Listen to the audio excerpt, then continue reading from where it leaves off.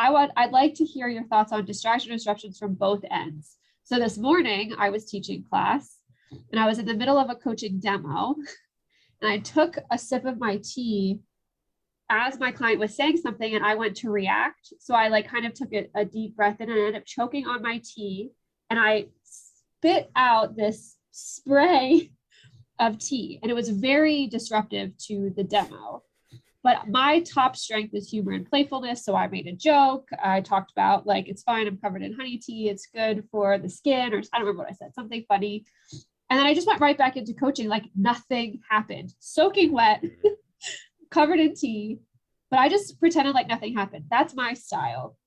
So that's a disruption on my end. But I get lots of questions too about what do you do if there's a really major disruption on your client's end and they step away from the computer or, you know, the session. So I'm curious, like, how do you manage disruptions like on your end? Something happens in your life and you have to step away, or your client?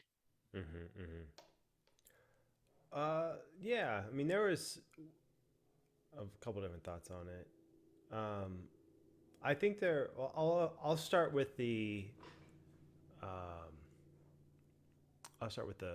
the most disruptive end, and let's say that you're working with someone and there's a pretty consistent pattern where, let's say they're driving every session, or there's a barking dog and it's just there, and or there's lots of, you really can't hear because the connection isn't that great. So if there are distractions that as a coach, I really do feel like I'm having to swim against the current too strongly. Like I'm really having a hard time understanding or staying focused, and it happens a lot, then that needs to be addressed. And there needs to be a way to say, look, like, how can we avoid, this? A lot of it is around technical stuff. Like, for whatever reason, someone's device isn't connecting well. That's on one end. On the other end, there are distractions that are kind of fun, like spitting honey water all over yourself. Like, this doesn't happen every time. And then you have a choice, like, do you include it or do you dump it? And I got this from an acting coach where she said, if you have an emotion or something comes up, you have two choices. You can either include the emotion in what happens next, or you actively work to dump it completely. So it's a useful tool, and I found it useful as a coach to, if you have a curiosity or something that's nagging you and you think, there's something there, you can try to dump it and not think about it. But if it's persistent, then I would include it and ask a question about it. Same thing with the distraction. You can either choose to dump it completely, like what you did. You just said, all right, I'm just going to dump it completely. We're moving on. Or let's include it. Like, it's kind of a funny thing. What's the honey, what's the spit honey water all over your perspective in this case? When I was being trained too, there was a clever, like, you got super clever points if something happens in the room and you made up a question that used something, whatever happened in the room, for your client. And the idea was that you're listening level 3 because you're using what's happening in the room and you're making up that it has to deal with your client too. And I think it's kind of fun. It's not a bad exercise as a coach, because what it does is it puts you in a perspective where you really do think everything that's happening right now relates to what my client is thinking, including your own emotion and your own thought. And when you do that as a coach, it really do start to make yourself disappear. It's like you become a vessel of curiosity for your client's value. And that's a useful tool. It's a useful perspective to be in. So, yeah, I mean, if you want extra clever points, go for a question that includes whatever you just saw. Like a train goes by and you're like, well, what's the train perspective? Or, a train goes by, like, what is the track that you see in front of yourself? Like, that you can't get away from. Like, it's just, that's the destination. What is that in your life? Yeah, I mean, these are fun things to do. I So love the I feel like, creative. yeah, that's the spectrum. Yeah. Yeah, Britt. I love the creative perspective of how can you take that and turn it into something that adds value to your client. That's a really fun way to think about how to manage distractions in a constructive way that benefits both people. Let's say someone knocks on the door, right? Like even right now, we're doing this, Q&A. It can be useful. You can ask, okay, so what's let's say someone, even going back to the other one, it doesn't, the other question, it doesn't work. This isn't working well. And then you get a disruption happen. It's an opportunity to take a deep breath and say, where are you at? Like, anytime a session gets disrupted, or I don't know what to do next, or I don't even know where to go. My client just, they went on this huge tangent. I don't even know what's happening anymore. I gave them space to process, and the processing is interesting and confusing to me. A couple questions I have that help bring it back are based on everything that based on everything that's happened so far. Like, what are some takeaways? What's your biggest learning in that disruption? When you got from a coaching session to the disruption to coming back, what was the biggest shift in energy that you found? You can get really curious about what emotionally shifted or what ideas happened in that disruption. You can ask questions, what I call in the room questions about things that just happened. It's a really useful thing to get back into it really quickly. It reminds me of a break state that we talk about in developing reminders. So they walked away. A lot of times the break state can also help serve as an opportunity for them to digest what they've just been talking about. So it's a really great way to reset. Right. Yeah, and I mean, and sometimes I think people wanted to shrug it off too, and just say, I don't really want to focus on it. I just want to get back into this, and that's fine too. You can really follow your client's lead. But yeah, I think it's helpful to have a couple of default questions like that to know that if there is a disruption that happens, you have a couple questions that can get right back to it.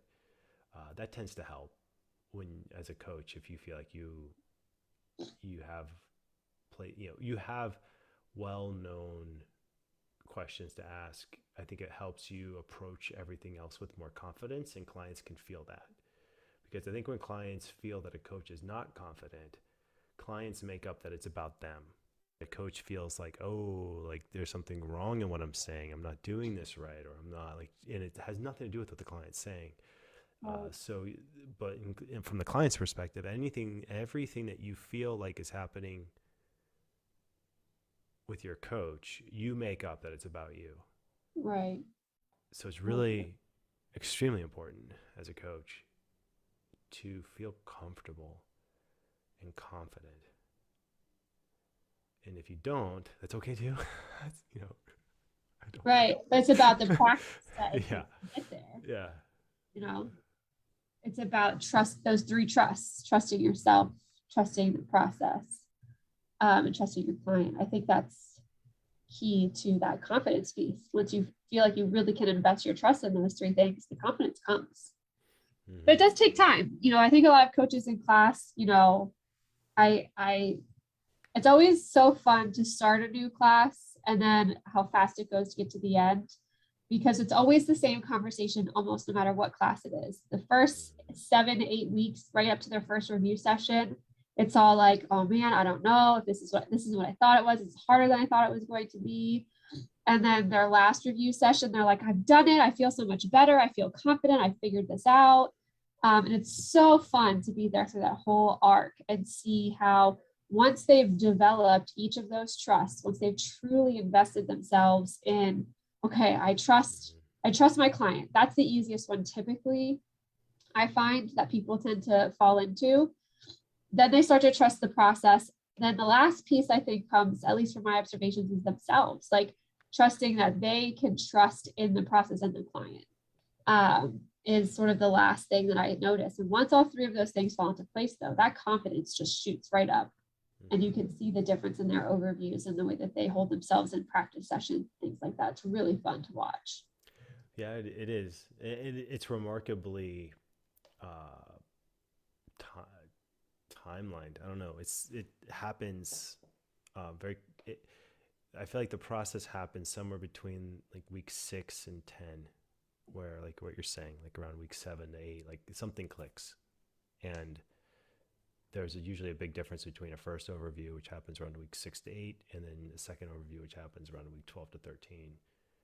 And wow, it's almost like human beings, like it takes us a couple months to really assimilate this kind of listening, this perspective.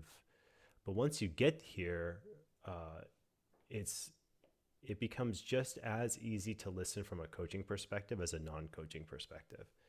And I feel like when it's just as easy to shift into active empathetic listening, and you can trust it, you start to gain a confidence in your listening, and you will hear things that like are really surprising.